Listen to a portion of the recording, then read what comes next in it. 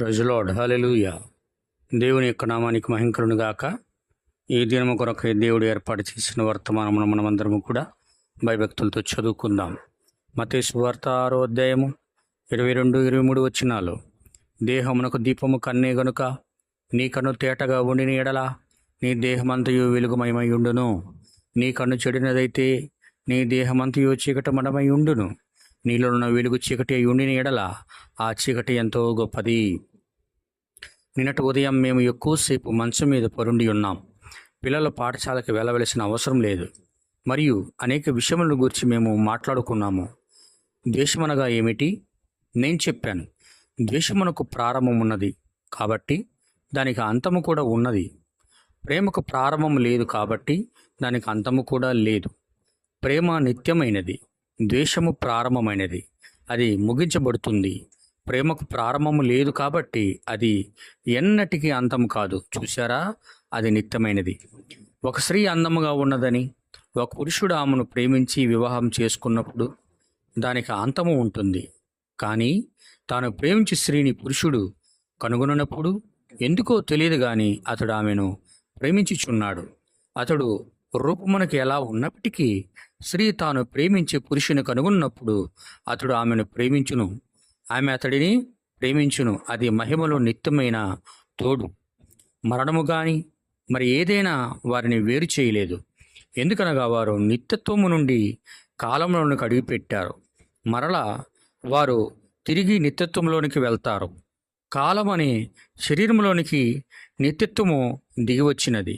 అది మరలా నిత్యత్వంలోనికి తిరిగి వెళ్ళును. అది నశించదు. ఓ అందమైన స్త్రీ, ఆ అందము నశించిపోతుంది. కొన్ని సంవత్సరాలు ఇవ్వు, బహుశా ఆమె ఈ రోజు వీధి అంతటిని త్రిప్పివేయవచ్చును. దేశంలో ఉన్న మద్య దుకాణముల కంటే ఎక్కువగా అర్ధనగ్నంగా దుస్తులు ధరించిన స్త్రీలు ఎక్కువ మందిని నరకమునకు పంపుచున్నారు. ఆమె తాను గొప్ప అనుకొని వయ్యారముగా నడుస్తుంది. మెడలు చూచి నడుచుచు, ఓరచూపులు చూచుచు, కులుకుతో నడుచుచు అని బైబిల్ చెప్పుచున్నది. లేఖనమును నెరవేరుచున్నవి. వారు దానిని ఎరుగుట లేదు. ఆమె అసభ్యమైన దుస్తులతో నిలబడి ఉండగా పురుషులు ఆమెను చూస్తున్నారు. ఆమె తన భర్త ఎడల నమ్మకముగా ఉండవచ్చును, కానీ అంత్యదినమున వందలాది పురుషులతో వ్యభిచరించినందుకు తీర్పులో ఆమె లెక్క అప్పగించాలి. వారి మీద ఉన్న ఆత్మను వారు ఎరుగుట లేదు. బైబిల్ చెప్పుచున్నది, దిగంబరులు, గుడ్డివారు, వారు దానిని ఎరుగరు. భయంకరమైన సంగతి ఏదనగా దానిని ఎరుగరు. కానీ మీకు తెలుసా, దేవుడు ఆ యువతిని ఇచ్చిన అందమైన రూపము మరుసటి ఆదివారంకు కులిపోవచ్చునని, వచ్చే ఆదివారంకు అందమైన పొడవైన ఆ వ్యక్తి మట్టి కుప్పగా మారవచ్చునని తెలియనా? అది అంతా గతించిపోవును, కానీ దాని అంతరంగములో ఉన్న దేవుడు ప్రేమ నిత్యము జీవించును. కాబట్టి అంతరంగమును చూడుము, నీ చూపులు గురి మీద నిలుపము.